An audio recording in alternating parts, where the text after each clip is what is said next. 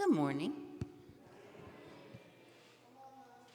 My name is Lauren Fritz, and welcome to First Unitarian Universalist Church of Berks County. I have a couple of announcements before we get started. I wanted to just share with you a couple of things that are coming up that are really noteworthy, especially for people that might be new to our congregation. The first is something coming up next Sunday. We have our Friendsgiving potluck coming up next Sunday after our service. So our service is our bread ceremony, which is really meaningful and interesting, and Reverend John and Carla Mannix are going to be doing that. But following that, we have our Friendsgiving Sunday, which is just a really relaxing, laid-back way to enter into this week. And wanted to give you a special heads up about it, particularly if you're maybe heading into Thanksgiving week with some tension around your own holiday. There are sign-ups if you go online or in the weekly to pick what kind of potluck item you want to bring, and to just come and gather with friends and have a relaxing way to share a meal together after service on Sunday. So I wanted to encourage everybody to do that, just as a nice way to ease into the week. And then on midweek, next week, on November 27th at 7 p.m. is the Interfaith Thanksgiving Eve service. And that is hosted by us, by Emmanuel UCC, and by Reformed Congregation of Oheb Shalom. And I really want to share how meaningful that is. If you haven't been there before, I really encourage you to come. It will be at the Reformed Congregation of Oheb Shalom. This time we rotate locations, and just to have a sense of unity and a sense of community and togetherness, particularly now. There are people from multiple congregations that participate in both the worship and in the music. And it's a really meaningful time. So if you haven't been before, I just wanted to let you know that you usually walk away feeling heartened and feeling like you're a part of a larger community. So I wanted to encourage you to come. Thanks.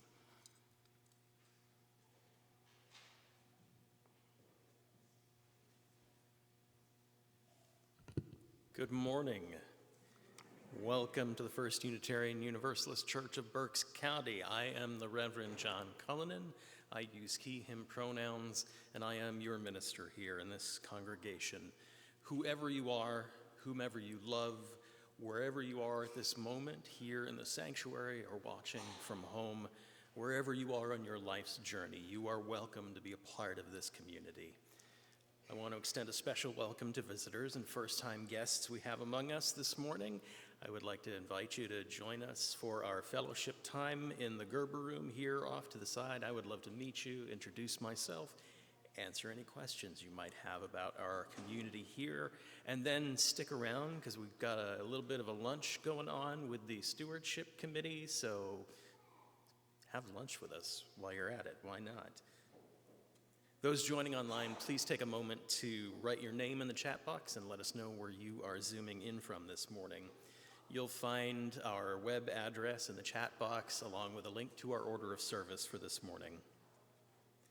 Now, please take a moment to center yourselves as we enter this time of worship. Our chalice reading this morning is by Joe Von Rue and Lynette Lowe. This is a time for you to light your chalice, if you have one at home, while we light our chalice here in the sanctuary.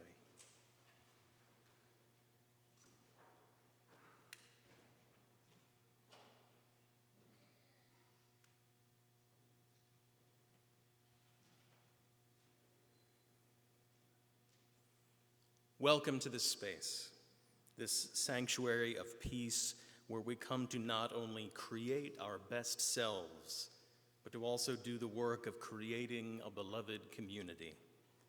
We come together today as individuals, much like individual pieces of glass or pottery that are different shapes, sizes, colors, all of which are broken with imperfect, jagged edges, but always beautiful. While our pieces may not always fit neatly together, it is within this sanctuary, guided by our shared values, that we gather together to create a beautiful mosaic. May the brokenness and the beauty you find in one another create peace in this space and fill our hearts with love as we create worship together. So come, let us worship together on this beautiful morning. Would you all please rise in body or spirit and join in our opening hymn, number 1.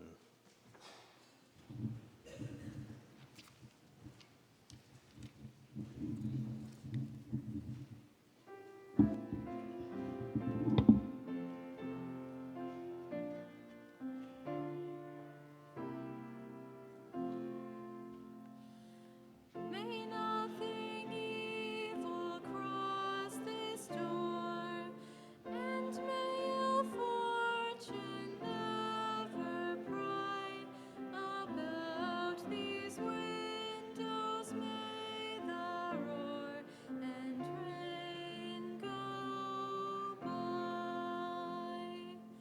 By faith made strong, the rafters will withstand the battering of the storm.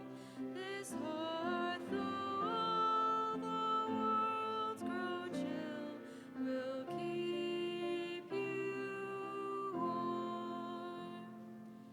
Peace shall walk softly through these rooms, touching our lips with holy wine, till every casual corner blooms into a shrine. With laughter drown the raucous shout, and though these sheltering walls are thin, may they be strong to keep hate out and hold love in.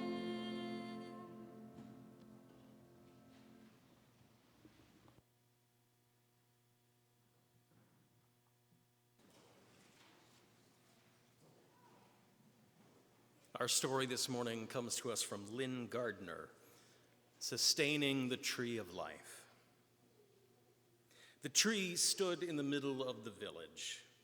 Its trunk was so large that it took 6 people holding hands to reach around it.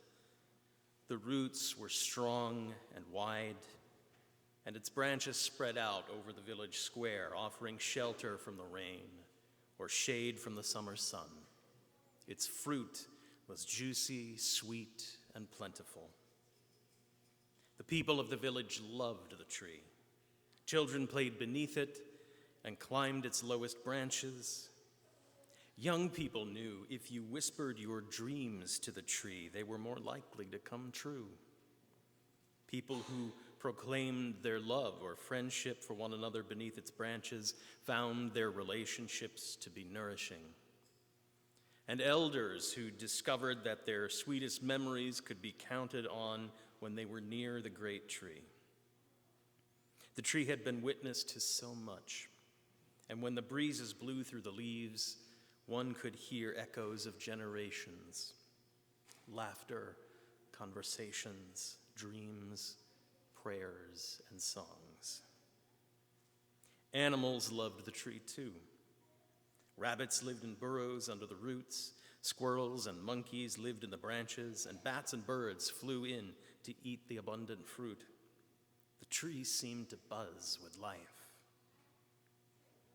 One day, a traveling merchant arrived in the village. He rested in the shade and ate 2 pieces of the delicious fruit. "This fruit is incredible," he said. "I would like to have some to sell in the next villages that I visit. Who owns this tree?" "No one owns this tree," replied a villager. "If anything, we belong to it." "Well, then, if no one owns the tree, then no one will mind if I pick the fruit," said the merchant, and began to fill a basket. "I mind," said the villager, "and today I am keeper of the tree." "What do you mean, keeper of the tree?" "We each take our turn being here with the tree. We could never own it. We are here as protectors, as sustainers." "That's ridiculous. This tree doesn't need you. You could just take what you need, take what you want. The tree will continue." But the villager couldn't be persuaded. "Sir, this tree isn't like that. We don't come here to take from it, even though we receive much. We are keepers of the tree because this is where we are nourished. This is where some of our most precious memories are and where our people have dreamed. This is where we remember who we want to become." "Well," said the merchant, "you may think this tree is very special, but it still doesn't need you to sit with it. That is preposterous." "Ah," replied the villager, "the tree itself may not need me, but what of others who come by? Just this morning I sat with a woman whose heart was heavy with worry. Had I not been here, she would have had to carry that weight alone. And this afternoon, a tired couple came by and they rested with me. They said they had been looking for a place like this. And then an elder came by and we watched the birds in the branches together. And now here you are. You were confused about what the tree is and how to be with it. Imagine if you had arrived and not found anyone here to talk with. You might have continued thinking that everything you do is all about you. Lucky for you, my friend, I'm here to let you know that when you care for the tree of life, it becomes about so much more than just you." And the merchant sat for a while in the shade, thinking about these ideas that felt new and a little challenging. As the sun went down, he picked up his bag and headed out of town, whistling a song that he hadn't thought of in years. On his way, he shared a smile with each person he met, his heart feeling strangely light and joyful. And the people of the village, they continued to sustain the tree of life, to care for one another, and to share their gifts with grace and with gratitude. May it be so for each of us. It is part of our collective spiritual practice as a community to enter into a prayerful, meditative time each week. We call this time Joys and Sorrows. We share what is painful with our lives and what is going well. You're invited to take a few moments now to reflect on what you are carrying in your heart and mind this week. Those who are online may also share their joys and sorrows in the chat box. Those on site are invited to come forward and place stones in our common bowl in silence for your joys and sorrows today. Let us recollect and let us sing together Spirit of Life, first in Spanish and then in English.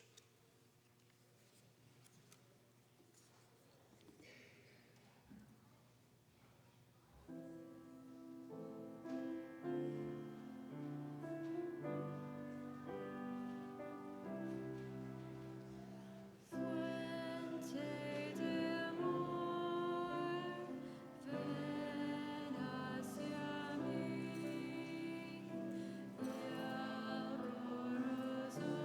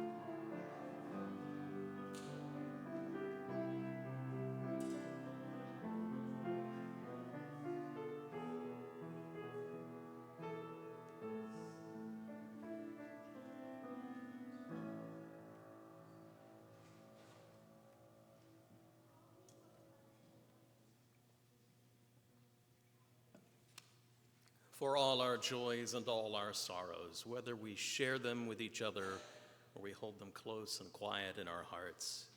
Let us be together now in a spirit of prayer and reflection. Beloved Spirit of life, gracious source of all love, we come together this morning with gratitude for this time out of time which we have set apart so that we might become more fully present to ourselves, to each other, to our communities, to that which we may call holy. May our joys be celebrated together, our wounds be healed together, our hearts be opened together. Let us look into the eyes of our friends and neighbors and see ourselves in them. May we find that our souls are inextricably linked and that our lives are made to matter and given meaning by our bonds.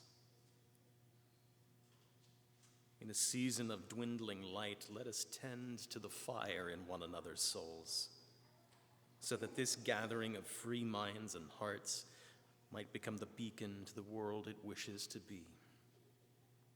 May we find courage to open up space in this circle for all those who see that beacon and feel called to join their own light to it. Let the embrace of this community be for us strength and support. May its love and intention be written on our hearts so that we may carry it with us wherever we go. May we never doubt our own worthiness or the worthiness of others, of a place in humanity and in this circle of care. All this we pray in the names of those known and unknown, present and absent, remembered and forgotten, in the names of all the helpers of humankind. Amen.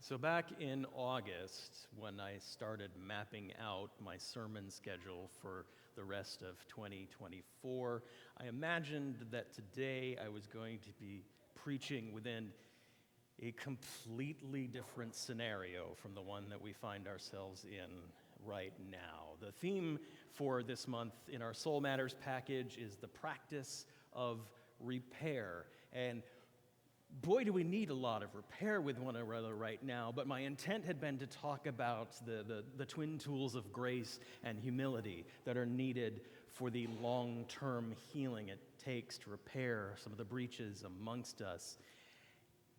And this week I realized we're not there yet. We are not at the truth and reconciliation phase of whatever this all is shaping up to be in the next several months. No, the repair we're going to be looking for is much more immediate, much more emergent. We're talking about emergency repairs today, and some of the things to remember as we attend to these arising emergencies. So this is a bit of a mishmash this morning of points, but I think they're essential right now. First up, we're still in the stages of grief, most of us. I won't speak for everyone. We are still grieving in some way the results of this election, the vision of the world that is going to be coming in the next few months as things take shape. And so I'm giving you permission to grieve this morning. Magnanimous of me, I know, but 50% of ministry is reminding you it's okay to feel your feelings, so I'm going to do that in a big public square right now. It is okay to grieve in this moment and the next moment and however long it takes, because there's no schedule to facing our grief. Yeah, we've got Elizabeth Kubler-Ross's stages of grief, but I want to let you know today that's not like a step-by-step program that happens in order ever. Each piece happens in its own time. They take different durations. Some of them happen concurrently. Sometimes we loop back to one of them when we thought we were all done with it. It's messy. And sometimes we lose sight of the fact that we're still in that messy process. And maybe we act out in ways that are less than kind sometimes. Hurtful to others, hurtful to our own selves. We lose sight of how we're connecting with others sometimes in those stages of grief. And so, if I'm going to talk about grace at all this morning, this is the point where I want to talk about it. We need to be ready to give one another, at least within this community, a wide grace as we navigate all of this grief we are processing. However, there is one stage of grief that if I had any control over and I could tell you all what to do, it would be this. We need to move through the denial as quickly as possible. That seems to be a large reaction on the part of a lot of people. I can't believe this happened. I can't believe this is the world we're living in. I can't believe they're making all these crazy choices. And that's part of their plan. Here comes a deluge of too much. Choices that make us take pause, that worry us, that concern us, outrage after outrage after outrage. And this happens so that we become overwhelmed by the outrage. It all seems too fantastic to the level that it's carried out to. And in the process, the people committing the outrages trick us into gaslighting ourselves. They don't even have to do it for us. I can't believe they're doing that. We need to move through the denial. I found myself turning to my improv lessons in the last couple of weeks. In fact, I have an essay somewhere in the outline phase that I'm going to work on around this. But this denial bit was a huge piece for me. We talk about yes and in improvisation, and that's too simplistic, because yes feels like an unreflective permissiveness to the things going on around us, and that is absolutely not what I'm asking us to do in these situations at all.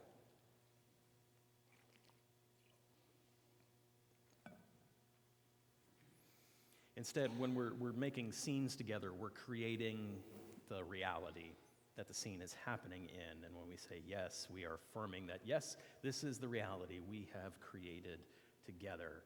Because when we're all in agreement that this is the reality, then the interesting stuff starts to happen. Then the creative stuff starts to happen in the scene. And it's true of life and what we're living through right now. The sooner we can affirm that this is the reality we have created,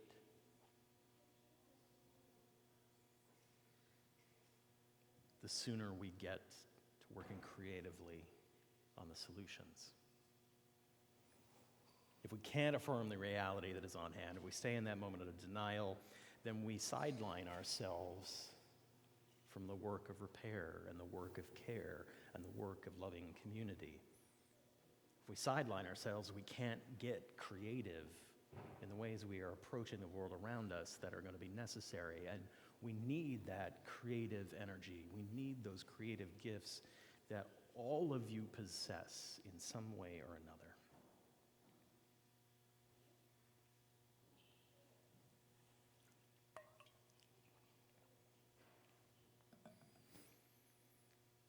And I don't think this morning that I have to do a hard sell on asking you to use your gifts in service of creating a better world, especially in this moment. We have so much to give.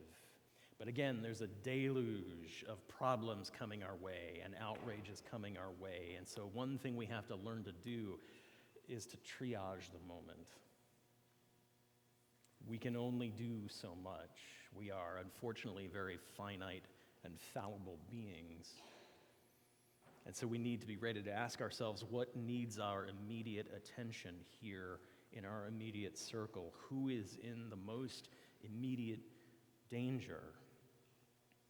And knowing that, what's in my capacity to do about it? What's in our capacity as a community to do about it? It's as good a time as any to start taking inventory of what it is we have to work with, both our own inner gifts and our resources, and the gifts and the resources and the abilities of this congregation. What might we be called on to do with what we have? I thought this week about the stories I've heard about being a shelter here in the past for families, and find myself wondering, is that something we might be called upon to do again? Is that something we are ready to do? That's a much bigger conversation, but this is the kind of inventory that I'm talking about. What have we done before? What do we know how to do? What do we have within us to meet the moment and the immediacy of it? And once we know what needs addressing, and once we've taken that inventory and we've done it with a sense of what we have the capacity to do and not do, we need to come to a bit of acceptance and acknowledge that finitude within us and get ready to appreciate the power of the small action. Because again, the deluge is coming, and one of the other side effects of that is to lead us into decision fatigue, compassion fatigue. There's so much to worry about us. It paralyzes us sometimes. Know that the small thing we can do in the sphere of influence that we have does make a difference. Adrienne Maree Brown, in her book Emergent Strategy, talks about the fractalization of the small act in the work of justice. Fractals being those repeating patterns that we see in some of those chaos photos, the spirals and mosaics that created by nature that look the same from the broad view as they do zoomed in. The little acts that we engage in here have a way of creating new patterns of being out into the world. Not a ripple effect, but a spiral effect, a fractal effect. It changes our own way of being, which is a huge start, but it changes the way people see what can be done and how we can address one another in love and building a bigger community, a deeper, beloved community.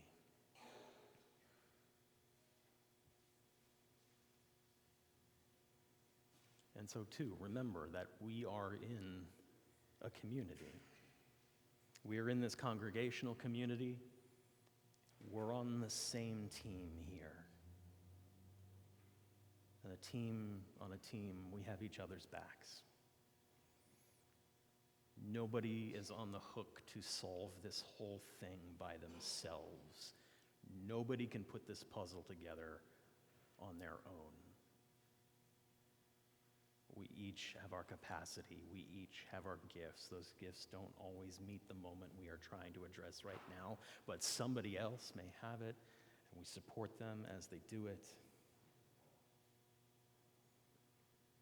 And we have to lean into that community, that sense of teamwork, especially right now, because with the deluge comes the sense of us hunkering down and bunkering into survival mode.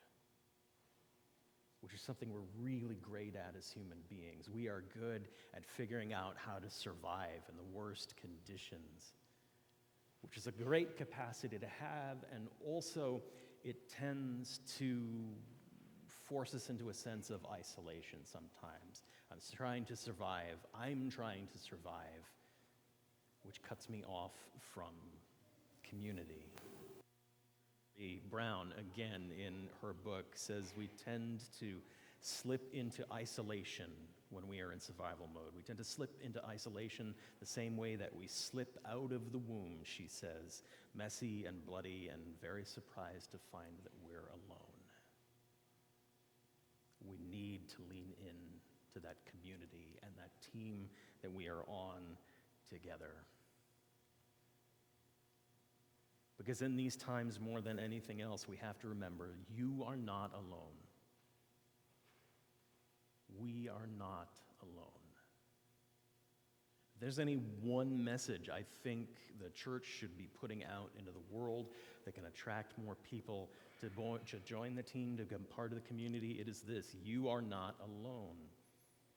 Because we slip into that isolation so easily.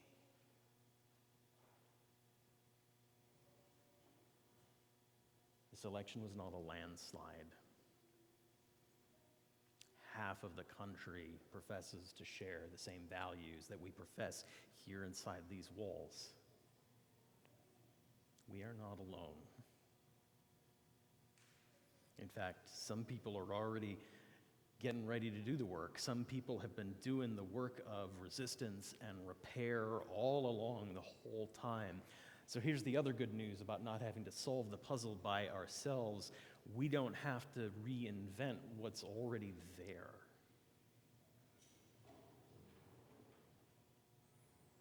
Part of that affirmation of the reality around us is that those people are doing the work and we can be a part of it. We don't have to make it up on our own. We don't have to start a new thing. We can become partners and helpers and allies to other organizations that are already doing some of the work. We don't have to isolate ourselves as the church and make up new things.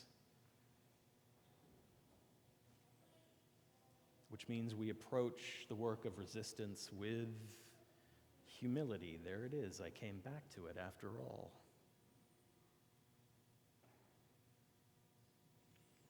Humility to understand that others have gone before us, that others have been doing the work, and that we don't have to be the innovators and the leaders. It's great if we can do it. I'm not saying don't do it. I'm saying don't force it. Be humble enough with a beginner's mind to be able to work with the people who have been doing the work all along.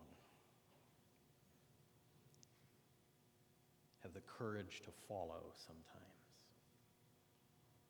and the humility to serve.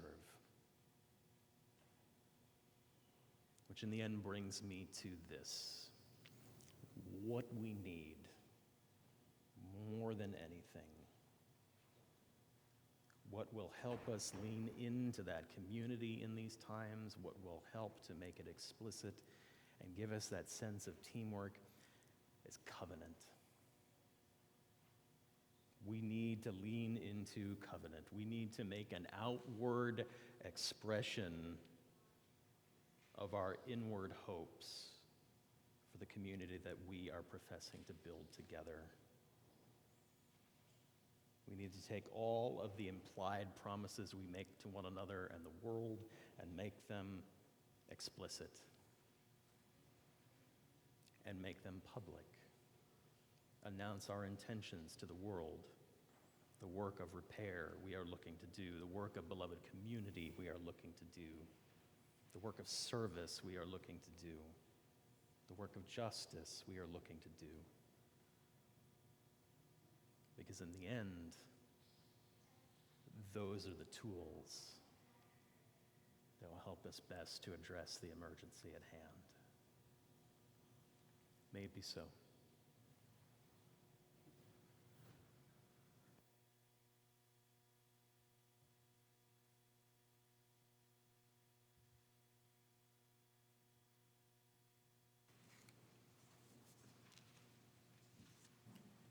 As a community of faith, we share what we can with one another. We offer ourselves through the ministries of this church by giving to and receiving from one another. One of those gifts is our financial resources. Your financial generosity makes it possible for us to live out our principles and our values in our church and beyond our doors, keeping hope and courage and forgiveness and compassion alive.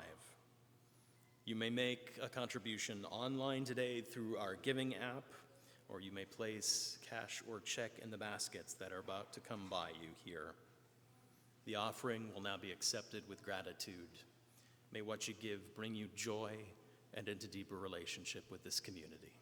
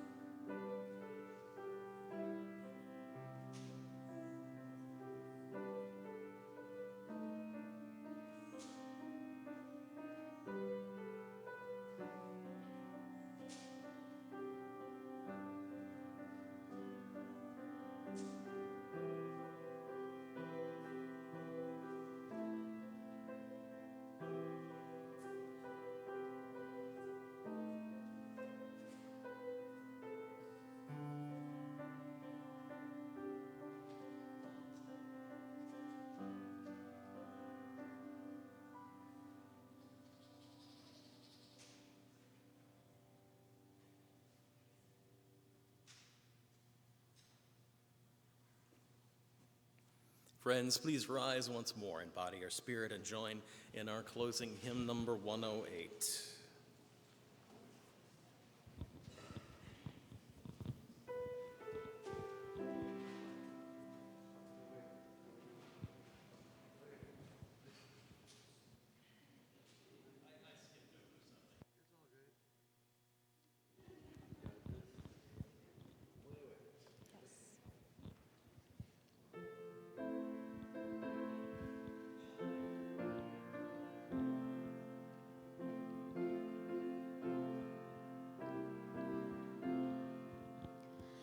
My life flows on in endless song above earth's lamentation. I hear the real, though far off hymn that hails a new creation. Though all the tumult and the strife, I hear the music ringing. It sounds an echo in my soul. How can I keep from singing? What though the tempest round me roars? I know the truth it liveth. What though the darkness round me close? Songs in the night it giveth. No storm can shake my inmost calm.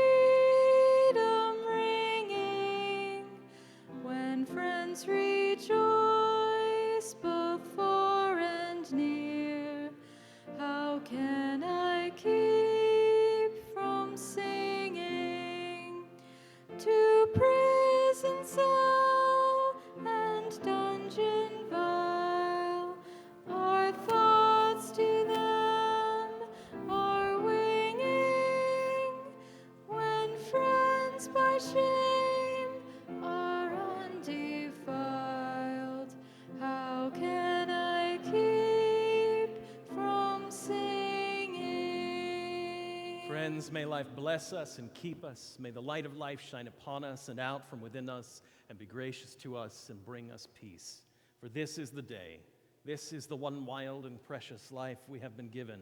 So let us all find a way to rejoice and be glad in it. Go in peace. Join us for lunch.